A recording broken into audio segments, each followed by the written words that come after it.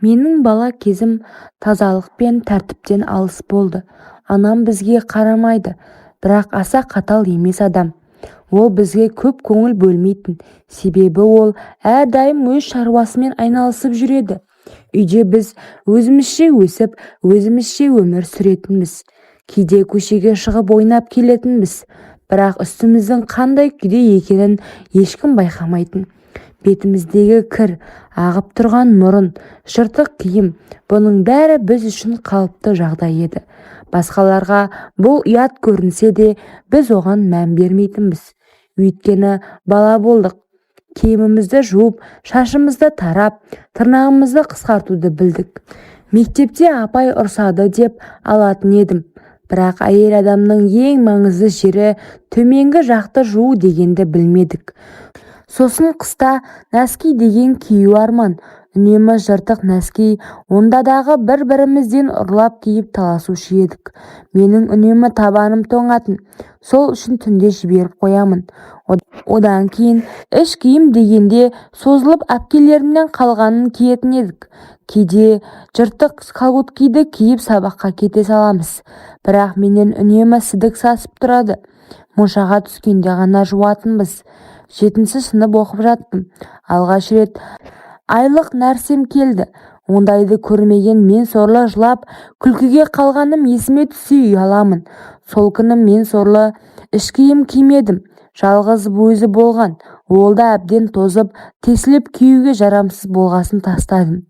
Отырған орнымнан бір түрлі ылғалдықты байқап, қоңырауда қарасам қан екен.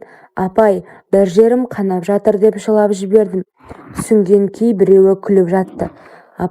Апай дереу ұлдарды шығарып жіберіп, қыз балаларда осындай нәрсе болады деп аталатын қанның болатынын түсіндіріп айтты. Сосын тез су әкеліп, юбкамды сүртіп, олимпикамды беліме байлап үйге қайтарды. Ол естеген нәрсе дүкенде бар. Анам оны алып беруге ақша жоқтығын айтып, киюге келмейтін, тесіліп әбден тозығы жеткен колготки мен бауырларымның шалбар тоқымасын қиып астыма салуды айтты. Сосын одан кейін ол нәрсені қайта жуып салуымды да айтты. Бірақ біздің үйде сабын деген нәрсені табуда қиын. Мен де шешем секілді салақ болдым ғой. Сабынсыз әлгі шөберектерді жуа салып, кепкен соң қайта салып, әбден сасыдым. Бірақ бұны қалыпты жағдай деп ойладым. Шынымды айтсам, мектеп бітіргенге дейін менің өмірім қарапайым ғана, бірақ ауыртпашылықтарға толы болды. Біз кедей тұрдық.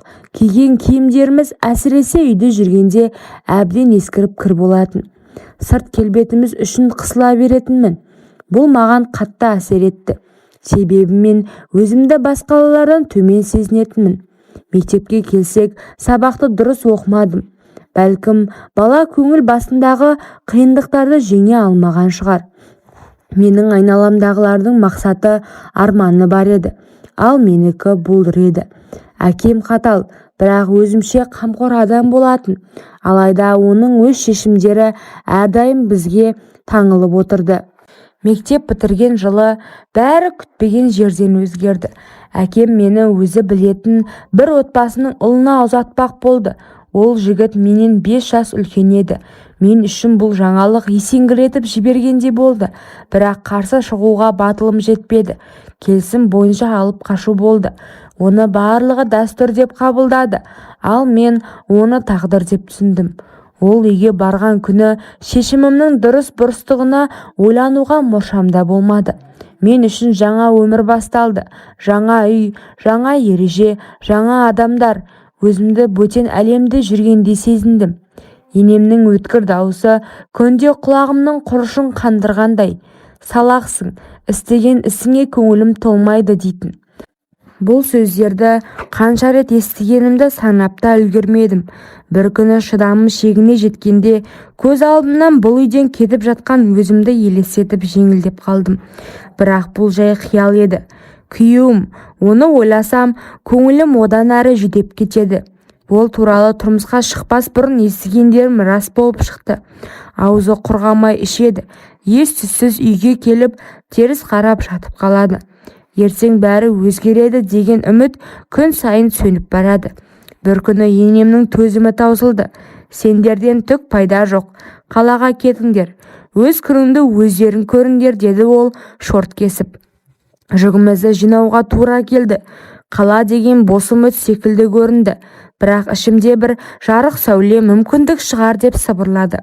Сол күннен бастап біз жаңа өмірге қадам бастық, бірақ оның қандай боларын ешкім білмеді. Күйеуім баяғыдан бері жаман судан бас тартпайтынын ашық айтқан.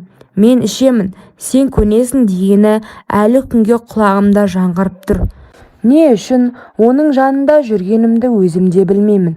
Тек бір қағида ғана ұстанамын: әйел ажыраспау керек. Бірақ бұл қағиданың мені қайғыға батырып, еркімді байлап қойғанын түсінген сияқтымын. Қалаға келген соң өмір өз ағысын жалғастырды. Мен пәтердің қасындағы кішкентай дүкенге көмекші болып жұмысқа тұрдым. Күйеуім базарда арба айдайтын, бірақ оның тапқаны жаман суға кететін. Өз арамызда ол нәрсе үшін жұмыс істейді, мен оны да асырау үшін жұмыс істеймін деп әзілдейтін болдым. Бірақ бұл шындық еді. Пәтер жалдауға ақшамыз жетпейтін. Сол кезде енемнің күйеуінің әкесі байғұс атам көмекке келді. Пенсиясынан біз үшін пәтер ақысын төлеп тұрды. Қанша қиын болса да, ол бізге жанашыр болды. Оның қайырымдылығы болмаса, біз баяғыда далада қалар едік.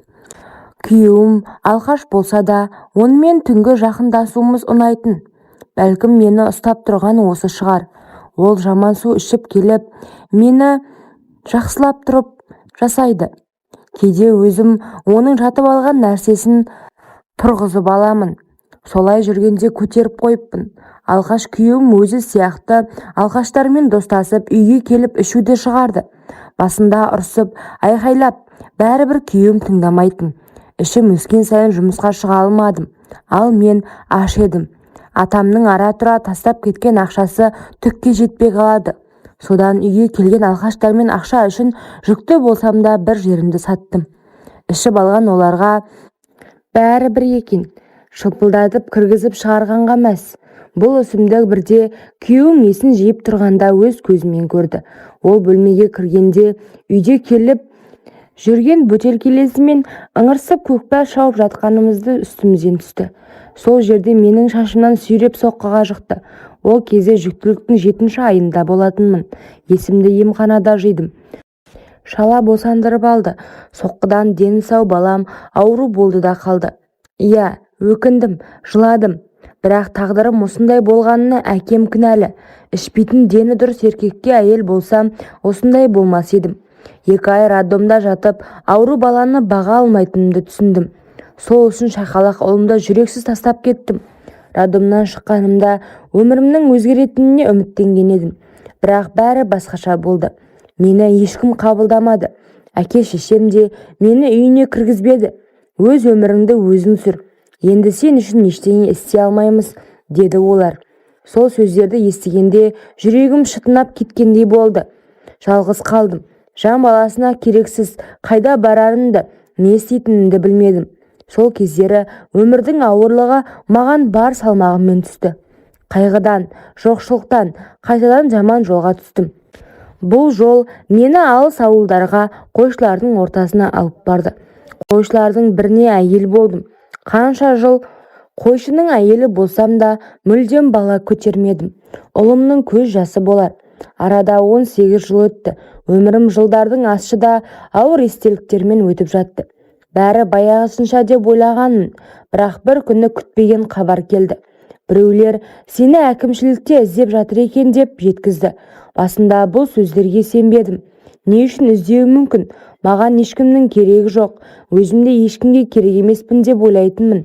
Бірақ мән жайды білгенде жүрегім дүрсілдеп, тынысым тарылып кетті.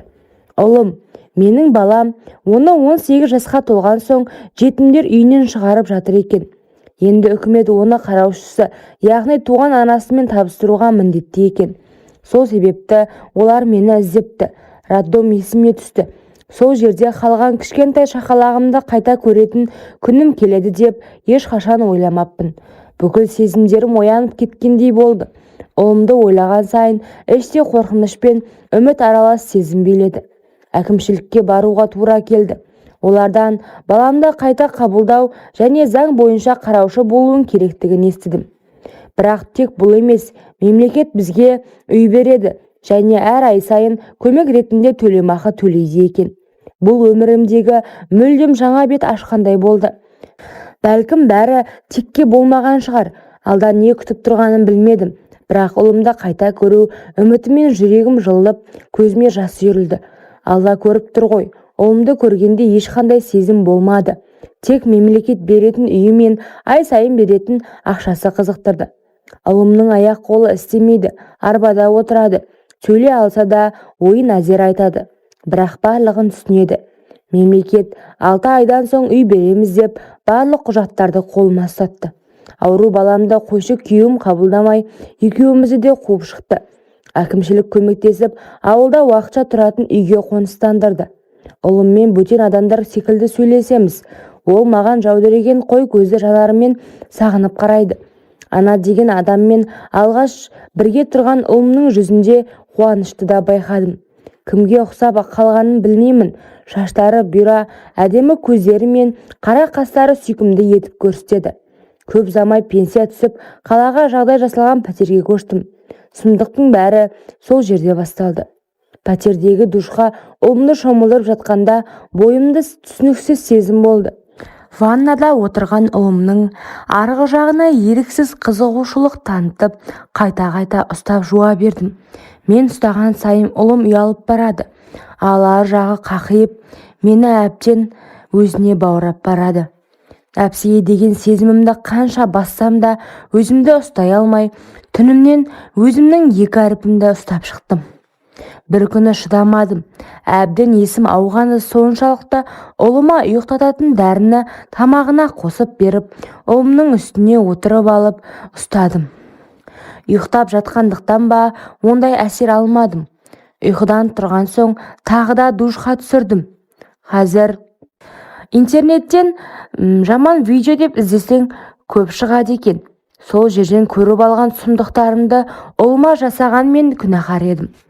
Үстінде дымсыз отырған ұлыма мен сені жақсы көремін. Мен саған керемет сезім сыйлаймын.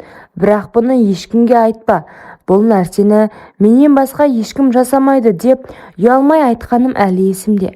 Сосын көріп алған неше түрлі видеоның біреуін қосып ұлыма көрсеттім.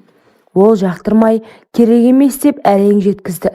Оны мен түсінемін бе? Неше күннен бері күйлеген ит секілді жүрмін ғой. Душтан шыққан ұлымды жатын орнына әкеліп, көзін орамалмен байлап қойдым да арғы жағын ұстадым. Өзіме де, ұлыма да жақсы сезім сыйладым. Жас жігіт қой, бұндай нәрсені алғаш рет сезініп тұр. Тағы да болуымды сұрады. Менде еш жоқ. Бұл жолы барымды салып, барлық әрекеттерді қайталап, екеуміз де риза. Ұлым маған күйеуім сияқты сезініп жүрмін. Бірақ нәпсімді тие алмай жүрмін. Басқа еркектер көп қой, бірақ ұлымдікіне жетпейді. Онымен өткізген күндерім бұрын соңды алып көрмеген сезім. Қазір сол ұлым екеуміз тұрып жатырмыз. Күндіз түні бірге боламыз. Тіпті жалықпаймыз. Бұл әрекетім дұрыс емес білемін. Бірақ өзімді де тоқтата алмаймын.